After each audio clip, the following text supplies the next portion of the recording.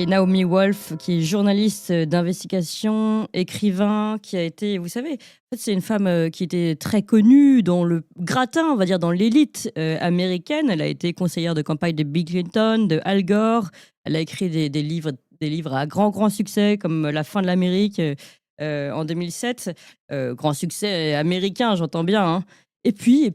Comment dire, un jour, elle a été d'accord, elle a relayé les propos d'Edward Snowden. Un autre jour, elle a critiqué la gestion du Covid, mais critiqué très fortement.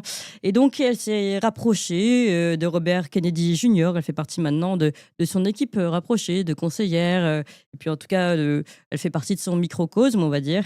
Et elle a écrit un livre, Pfizer Papers, les crimes de Pfizer contre l'humanité, qui a été traduit et remis en français par les éditions Marco Pieter, que vous connaissez bien.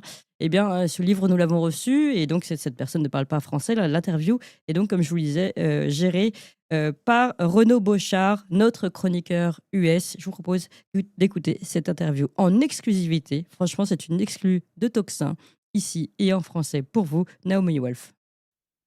Bonjour Naomi. Bonjour. Tout d'abord, je tiens à vous remercier de nous accorder cette interview. Nous sommes vraiment honorés que vous ayez accepté de vous joindre à nous pour un média tel que Toxin. C'est un grand honneur. Avant d'aborder votre livre, pourriez-vous vous présenter brièvement ? Ne serait-ce que pour éviter toute confusion avec l'autre Naomi américaine monosyllabique.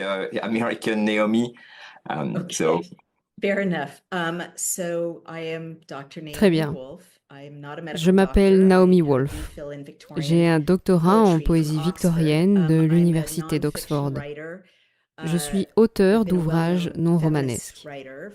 Je suis une écrivaine féministe reconnue depuis mon premier best-seller mondial, Le mythe de la beauté, publié en 1993.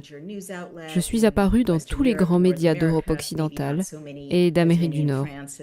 Peut-être pas autant en France que dans d'autres pays, mais cela fait des décennies.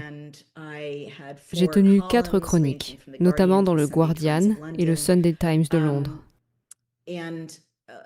Je vais passer rapidement sur le reste. J'ai été boursière de Rhodes, j'ai été conseillère politique pour la campagne de réélection du président Clinton et pour le vice-président Gore. Et j'aligne toutes ces références les unes après les autres, car tout a changé un jour de juillet 2021, lorsque j'ai publié sur Twitter que les femmes avaient des problèmes menstruels après avoir reçu le vaccin à ARNM contre le Covid. J'ai été immédiatement censurée et ma biographie a été modifiée partout dans le monde du jour au lendemain afin de me discréditer. Mais j'avais malheureusement raison. Et cela a marqué le début d'un parcours de 2 ou 3 ans en tant que dissidente. Incapable de m'exprimer où que ce soit, où j'avais été une figure incontournable pendant 4 décennies. Mais je faisais un travail qui, d'une certaine manière, était bien plus important, qui a abouti au document Pfizer, le livre qui vient d'être publié en France. Et j'aimerais ajouter que vous êtes une auteure très prolifique. Vous avez déjà publié 2 essais sur le Covid et un autre est prévu pour juin de cette année, intitulé « Face à la bête, courage, foi et résistance dans une nouvelle ère sombre ». Nous serions très heureux de vous accueillir à nouveau pour parler de ce livre. Aujourd'hui, parlons des documents Pfizer. Peut-être pouvez-vous nous dire de quel type d'ouvrage il s'agit ? Ce n'est pas un essai traditionnel, c'est plutôt, je dirais, une sorte d'accumulation de sources, d'une certaine manière. Oui, à très haut niveau. Les documents Pfizer ont vu le jour pour une raison très inhabituelle. Aux États-Unis, un avocat nommé Aaron Siri avait intenté un procès contre la Food and Drug Administration, la FDA, et il avait obtenu gain de cause. Il avait demandé à la FDA de divulguer 450 000 documents internes qui lui avaient été remis par Pfizer, le fabricant de l'un des 2 principaux vaccins contre le Covid utilisés aux États-Unis et en Europe occidentale.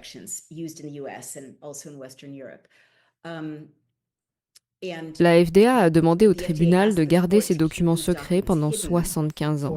Le tribunal n'a pas accepté et ils ont donc été rendus publics. À ce moment-là, Steve Bannon, un célèbre homme politique de droite aux États-Unis, avec lequel je ne suis pas d'accord sur beaucoup de choses, car je suis de gauche, était prêt à me parler de ce qui arrivait aux femmes et aux enfants. Il m'a donc offert une tribune, ce dont je lui suis très reconnaissante. Mais lui et moi avons réalisé que ces documents seraient perdus à jamais, car ils étaient très volumineux et très techniques, à moins qu'un projet ne soit mis en place pour les faire analyser par des experts. Il m'a donc incité à lancer un appel à experts, ce que j'ai fait, et cela a donné lieu à un projet extraordinaire dans lequel 3250 experts hautement qualifiés, allant d'oncologues à des radiologues, en passant par des cliniciens de laboratoire, des biostatisticiens, des enquêteurs spécialisés dans la fraude médicale, des biologistes, des chimistes, des chercheurs scientifiques, des médecins du sport, des personnes issues de tous les domaines de la médecine et de la science, se sont réunis sans rémunération, simplement en tant que bénévoles pour l'humanité et pour la science. Ils ont lu tous ces documents et rédigé 109 rapports que j'ai ensuite édités en anglais. Pour continuer dans le contexte du livre, je pense qu'il y a une information particulièrement importante. C'est que les vaccins Pfizer, tout comme ceux de Moderna, ont fait l'objet d'un processus d'autorisation d'utilisation d'urgence. Peut-être pouvez-vous nous expliquer pourquoi le processus d'autorisation d'utilisation d'urgence, l'EUA, est si important par rapport au processus normal d'autorisation des vaccins avant leur mise sur le marché.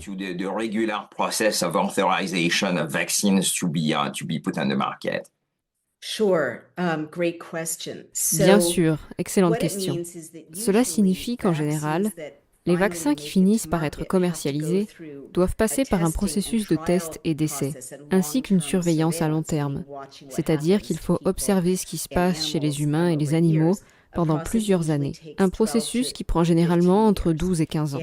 Dans le cas présent, dans le cas des injections Pfizer et Moderna, et je crois aussi AstraZeneca en Grande-Bretagne, et les versions qui ont été utilisées en Europe occidentale, mais je ne peux pas m'exprimer à ce sujet, simplement de l'EUA aux États-Unis.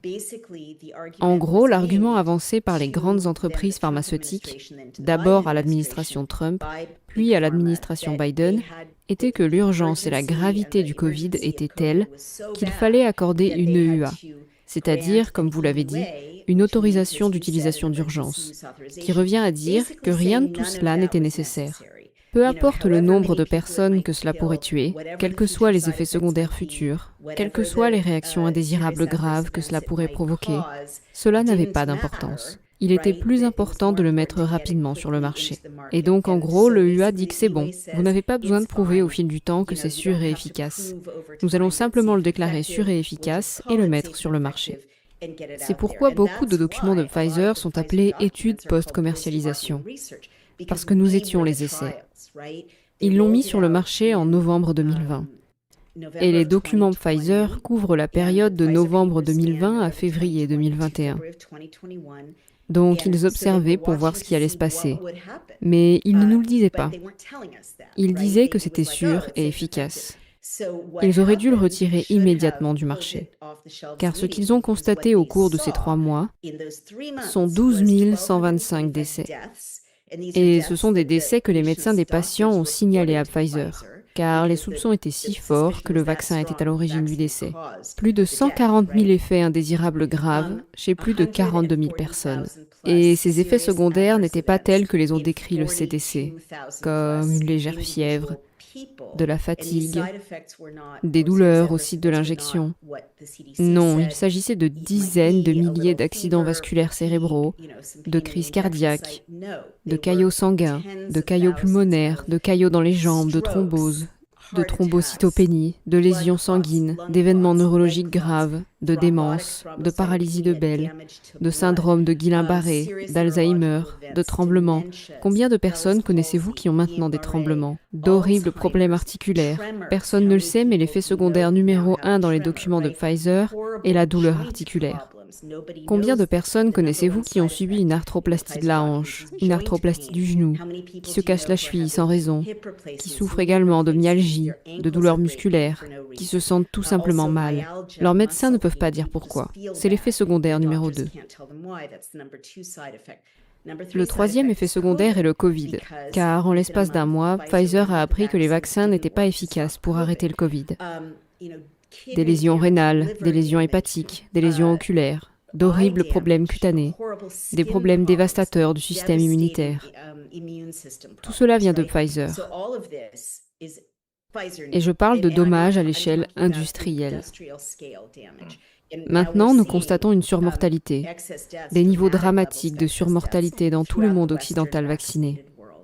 Mais je tiens également à dire à votre public, et littéralement, qu'il y a tellement de censure dans les médias et dans l'édition que je suis maintenant physiquement obligée de me rendre par avion en Islande, aux Pays-Bas ou en Grande-Bretagne pour dire verbalement aux gens dans un auditorium ce que je vous dis, parce que les médias n'en parlent pas. Le cœur des documents Pfizer est un effort à 360 degrés, très ciblé, je dirais très conscient, visant à détruire la reproduction humaine. Cela va du fait qu'ils savaient que les nanoparticules lipidiques qui encapsulent la RNM bloqueraient les ovaires. Et bien sûr, il y a un graphique. Comme je l'ai dit aux femmes en 2021, toute ma carrière a été détruite à cause de cela. Mais j'avais raison. Il y a un graphique dans les documents Pfizer qui montre que 15 000 femmes saignaient chaque jour. 10 000 femmes perdaient complètement leurs règles, donc devenaient totalement stériles. 7 500 femmes saignaient 2 fois par mois. Des hémorragies horribles. Des filles de 10 ans qui saignaient.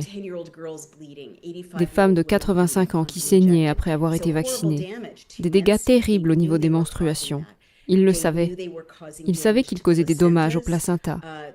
Le taux de mortalité maternelle et fœtale a augmenté de 40%, parce que les placentas sont compromis par les nanoparticules lipidiques qui traversent toutes les membranes du corps humain, y compris le placenta, de sorte que les bébés ne reçoivent plus l'oxygène ou les nutriments dont ils ont besoin par le placenta. Les placentas ne se développent pas correctement. Les bébés naissent prématurément, souffrent de problèmes liés à la prématurité. Les mères souffrent d'hémorragies horribles et de placentas qui se décomposent. Ils savaient qu'ils tuaient des bébés in utero. Une section des documents Pfizer fait état d'un taux de fausse couche de 80%. Une autre section d'un rapport de 8 pages sur la grossesse et l'allaitement montre 2 bébés morts in utero. Et Pfizer a conclu que cela était dû, je cite, à l'exposition maternelle au vaccin. Ce document a été envoyé à la Maison-Blanche le 21 avril 2021 et 3 jours plus tard, le Dr Rochelle Walensky, alors directrice du CDC, notre Centre pour le contrôle des maladies, a fait une annonce lors d'une conférence de presse à la Maison-Blanche disant aux femmes américaines qu'il n'y avait pas de mauvais moment pour se faire vacciner contre le Covid avant de tomber enceinte, pendant la grossesse ou après la naissance de leur bébé. Ils savaient que cela allait endommager le sperme. Ils ont averti les hommes vaccinés de ne pas avoir de rapport sexuel avec des femmes en âge de procréer. Et s'ils le faisaient, d'utiliser 2 moyens de contraception fiables. Pfizer définit l'exposition au vaccin comme incluant le contact avec la peau et les fluides corporels, ainsi que l'inhalation. Ils savent donc encore aujourd'hui qu'il existe un danger potentiel, soit pour les femmes, soit pour le fœtus, lié au sperme des hommes vaccinés, qu'ils ne divulguent pas. Mais nous avons analysé des données gouvernementales canadiennes séparément et avons constaté que l'infertilité masculine a également augmenté de manière spectaculaire. Les nanoparticules lipidiques dont j'ai parlé traversent toutes les membranes. Je suis désolée d'être aussi explicite, mais l'enveloppe qui entoure les testicules est une membrane. Donc les bébés garçons dans l'utérus des mères vaccinées, même s'ils ne sont pas vaccinés, ces bébés garçons sont exposés aux nanoparticules lipidiques qui détruisent leurs testicules dans l'utérus. Cela endommage les cellules de Sertoli et les cellules de Leydig, qui sont les usines des hormones masculines qui s'activent à la puberté et provoquent la voix plus grave, l'élargissement des épaules, la pilosité faciale, la capacité à avoir des enfants, bref, toutes les caractéristiques sexuelles secondaires des hommes. Nous ne savons donc même pas si ces bébés garçons vont bien grandir et devenir fertiles. Et ce ne sont là que quelques exemples de ce qu'ils savaient. Mais honnêtement, les dégâts, et il y en a d'autres, ils savaient qu'ils empoisonnaient le lait maternel des mères allaitantes qui avaient été vaccinées. Il y a un autre graphique. Je ne dis pas à la légère que cela ressemble à la science de Mengele. Je suis juive et j'ai perdu de grands-oncles et tantes dans l'Holocauste. Je ne fais donc pas cette comparaison à la légère, mais c'est bien de la science à la Mengele. Il y a un autre graphique qui montre combien de bébés ils rendent malades avec du lait maternel empoisonné. Et ils n'ont à ce jour pas averti les mères vaccinées qu'ils mettaient du polyéthylène glycol, qui est un produit dérivé du pétrole, dans le lait qu'elles donnent à leurs bébés.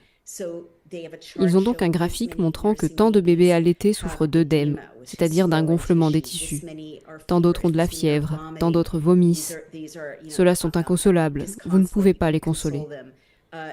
Et un pauvre bébé a eu des convulsions et est mort après avoir été allaité par une mère vaccinée. Et les naissances ont baissé de 13 à 20% dans les bases de données gouvernementales occidentales. Et j'ai encore pire en fait. Les nouvelles ne cessent de s'empirer. Après, je vais faire une pause, je vous le promets. Mais les gens doivent entendre tout cela. Une nouvelle étude très importante menée en République tchèque sur 1,3 million de personnes montre une baisse de 30% des naissances chez les femmes vaccinées par rapport aux femmes non vaccinées. Une autre étude vient de paraître, suggérant que les femmes perdent la majorité de leurs ovules si elles sont vaccinées. C'est donc catastrophique.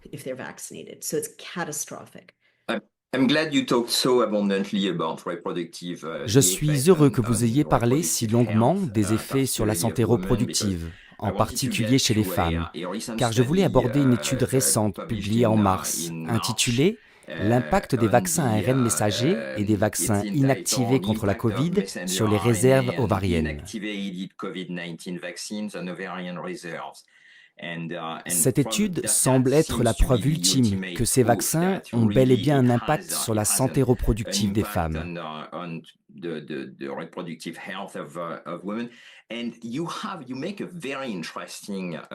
Vous faites une remarque très intéressante dans votre livre, autour de laquelle j'aimerais que vous développiez. Voici ce que l'on peut lire dans votre introduction. Ce qui ressort vraiment des 46 premiers rapports, c'est que, bien que la Covid soit ostensiblement une maladie respiratoire, l'article ne se concentre pas sur les poumons et nos muqueuses, mais plutôt, de manière inquiétante et constante, sur la perturbation de la reproduction humaine. C'est un commentaire très intéressant dans votre livre. Insinuez-vous qu'ils avaient l'intention d'avoir un impact sur la santé reproductive des femmes lorsqu'ils ont lancé le vaccin?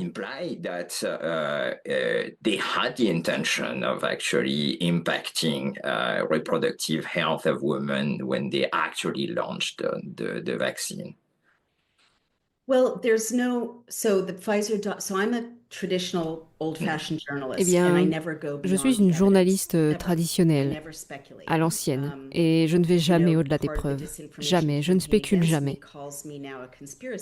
Une partie de la campagne de désinformation menée contre moi me qualifie désormais de théoricienne du complot, mais c'est inexact. Je fais littéralement le même type de reportage minutieux et factuel que j'ai fait toute ma carrière. Il n'y a donc pas de note dans les documents Pfizer qui soit une déclaration de mission. Notre objectif est d'impacter la reproduction. Cependant, la méthode sous-tend implicitement une mission. Et dans les documents Pfizer, encore une fois, le Covid est censé être une maladie respiratoire. Il n'y a presque rien sur les poumons, les niveaux d'oxygène, les muqueuses, comme je l'ai mentionné, les voies nasales, la réplication virale dans le nez ou dans les poumons, la santé pulmonaire. Rien. Comment cela se transmet par l'air? Rien. Rien du tout. Mais encore et encore et encore et encore, comme je l'ai dit avec des détails effrayants, ils s'intéressent au sexe et à la reproduction. Pourquoi? Ce n'est pas une maladie sexuellement transmissible. Pourquoi faire cela? Et ils dépensent des millions de dollars pour étudier le sexe et la reproduction. Ils disent aux hommes comment ne pas avoir de relations sexuelles avec les femmes ou comment avoir des relations sexuelles avec les femmes. Donc, s'ils ne s'intéressaient pas au sexe et à la reproduction, cela n'aurait aucun sens, n'est-ce pas?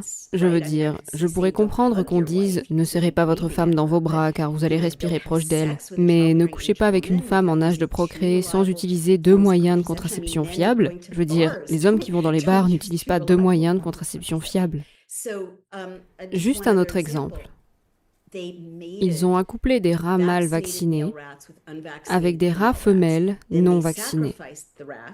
Puis ils ont sacrifié les rats, les ont disséqués et ont examiné les cellules de leurs organes sexuels. Donc, si vous êtes journaliste et que vous regardez ça, vous ne pouvez que conclure qu'ils s'intéressent au sexe et à la reproduction. Rien dans les dossiers de Mengele ne stipulait qu'il voulait éliminer le peuple juif, n'est-ce pas? Ce ne sont que des dossiers scientifiques. C'est exactement la même chose. Ce ne sont que des dossiers scientifiques. Cependant, je reviens toujours à ce graphique, qui me donne honnêtement des cauchemars en tant que femme et en tant que mère. Et c'est un graphique sur les dommages. C'est un graphique des femmes qui ont subi des dommages. Et peut-être que les personnes qui n'ont jamais eu leurs règles ou qui n'ont jamais essayé de concevoir un enfant ou de mener une grossesse à terme et d'accoucher comprennent la gravité de la situation.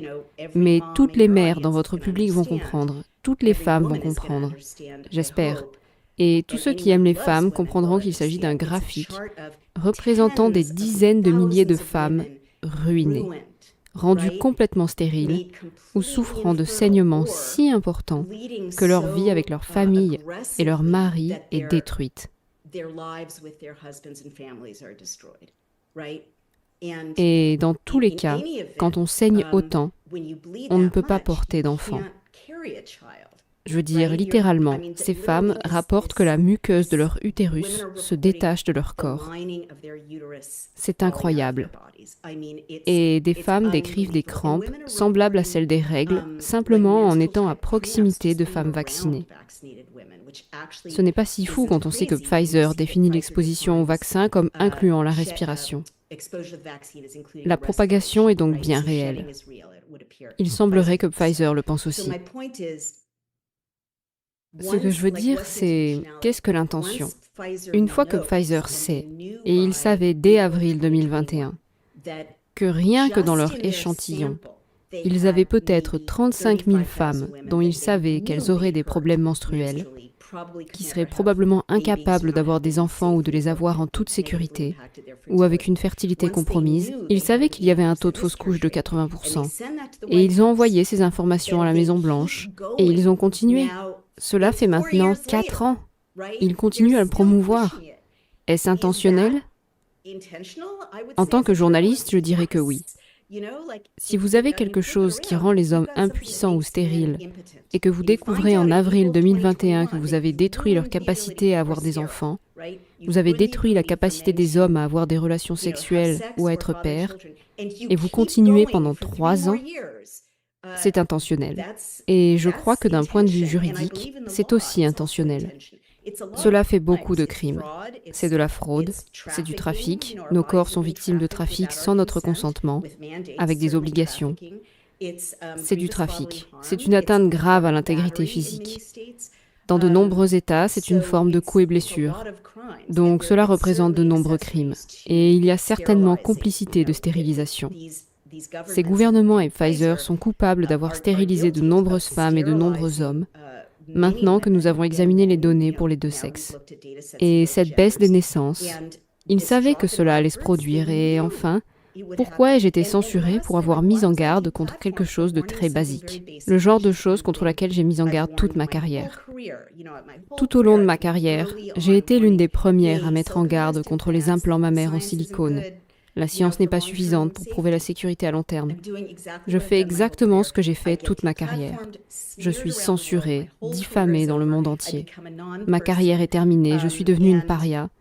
S'ils n'essayaient pas de nuire à la reproduction de ces populations, pourquoi se soucieraient-ils que j'avertisse les femmes que leur cycle menstruel serait perturbé? La dernière chose que je veux dire, c'est pourquoi ferait-il cela? Cela semble tellement fou. Et même moi, j'ai voulu croire que c'était juste une entreprise stupide qui avait pris des raccourcis, que ce n'était que des conséquences involontaires. Vous ne pouvez pas conclure cela.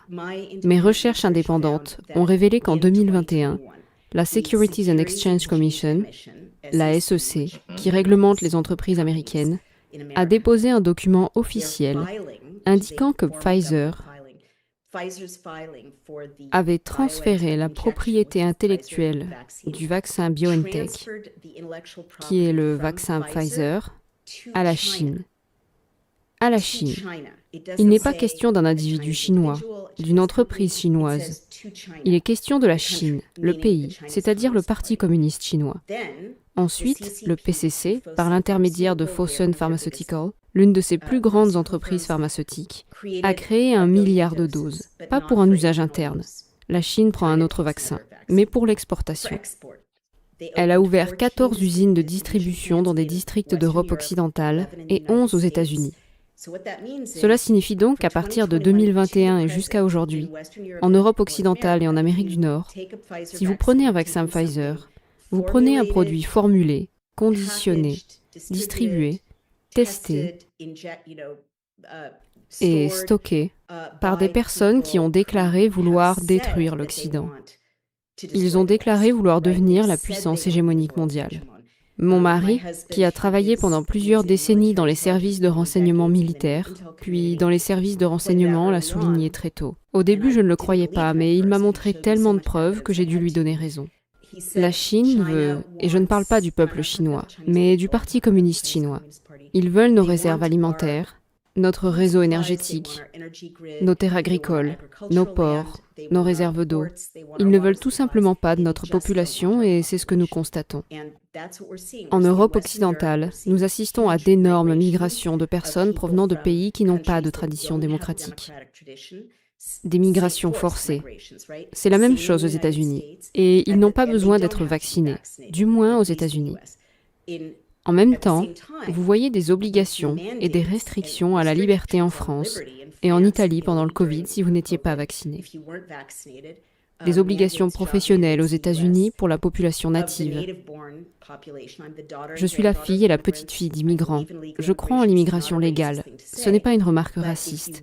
Mais si vous attendez 5 ans, comme le souligne Ed Dowd, ancien gestionnaire de fonds spéculatifs chez BlackRock, vous aurez cette surmortalité, cet effondrement de la reproduction parmi les personnes qui se souviennent de la France comme d'une république, les personnes qui se souviennent des États-Unis comme d'une république. Et vous verrez cette population remplacée par des personnes originaires de pays comme le Yémen, le Sénégal, l'Arabie saoudite ou l'Afghanistan, qui n'ont aucun souvenir d'une république. Et je pense que c'est le but recherché. Naomi, Naomi, avant de conclure, pourriez-vous nous dire brièvement ce que vous pensez du début de la nouvelle administration et en particulier des nouvelles très importantes concernant le programme MAHA ces dernières semaines? Il se passe tellement de choses. Eh bien, j'ai soutenu le président Trump et j'ai recommandé cet été que RFK Jr. et lui unissent leurs forces. Je l'ai recommandé publiquement. Je ne suis conseillère ni de l'un ni de l'autre. J'ai été très enthousiaste et c'est difficile pour moi parce que je suis démocrate depuis toujours, comme je l'ai mentionné. J'ai conseillé 2 campagnes présidentielles démocrates, mais les démocrates américains sont tombés dans une sorte de néofascisme. Et ma première préoccupation a toujours été la Constitution, les droits humains et les libertés. Je m'inquiète pour la France, le Royaume-Uni et d'autres grandes démocraties qui sont également menacées, à mon avis. J'ai donc été très satisfaite des nombreuses mesures prises par le président Trump au cours de ces 100 premiers jours. J'ai des réserves sur d'autres points, mais ici à New York et à Brooklyn, la fermeture des frontières et l'expulsion de nombreux criminels violents ont vraiment rendu la ville plus sûre. Mais il y a aussi beaucoup à dire sur le fait d'appartenir à sa propre culture. Nous sommes une culture diversifiée et multiethnique, ce qui est formidable, mais nous sommes américains et vous savez, il y a beaucoup à dire sur le fait que les gens soient ici légalement et sur le sens de l'ordre et l'intégrité culturelle en tant qu'Américains, que nous avons retrouvés. Nous n'avions pas les moyens de prendre soin de nos propres anciens combattants et de nos aînés, sans parler des 17 millions de nouveaux arrivants qui sont venus ici illégalement. C'est donc une bonne chose. Je trouve que beaucoup de questions sont abordées avec bon sens.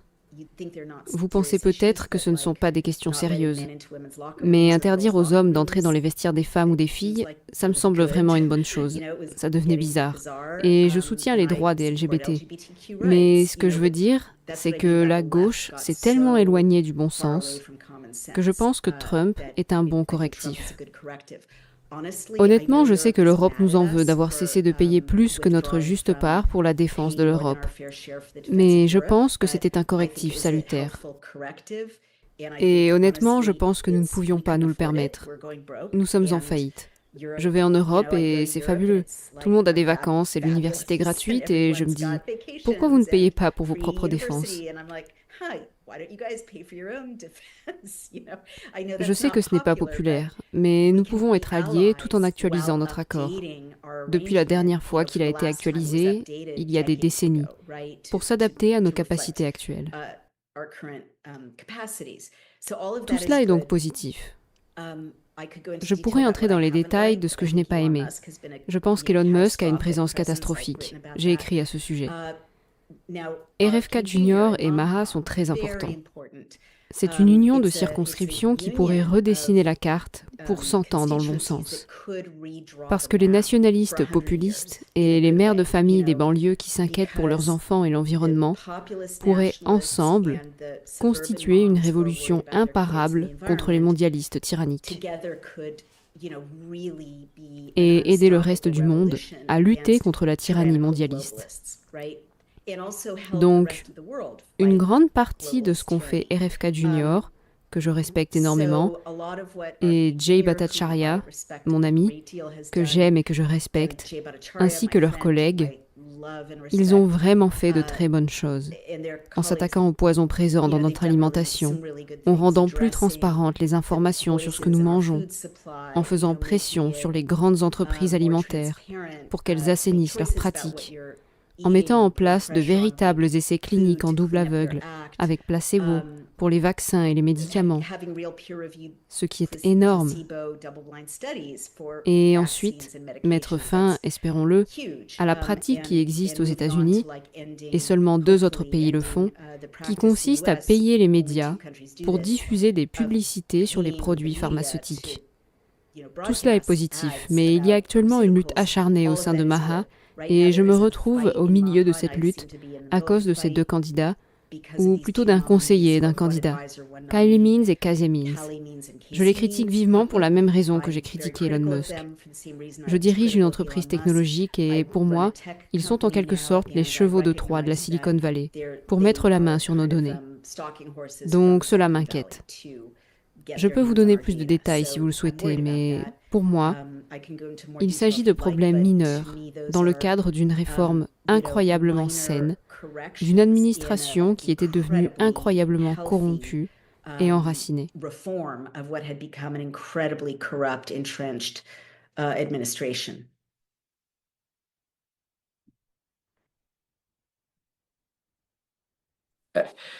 Merci beaucoup. Je pense que c'est parfait et que c'est une très bonne conclusion avec cette note d'espoir concernant la nouvelle administration. Je tiens à vous remercier encore une fois pour votre temps, Naomi, et je serai très heureux de vous accueillir à nouveau lorsque votre prochain livre sera publié en français. Je vous souhaite bonne chance dans vos projets et de continuer votre combat.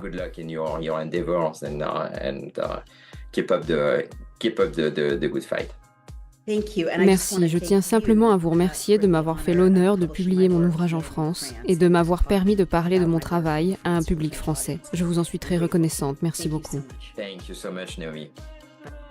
Merci, oui, merci beaucoup Naomi Wolf, vous l'avez compris, journaliste d'investigation, auteur de ce livre Pfizer Papers. C'est très très important ce livre, hein. C'est un livre qui a fait très grand bruit aux États-Unis et voilà, donc il sort en français aux éditions Marco Pieter.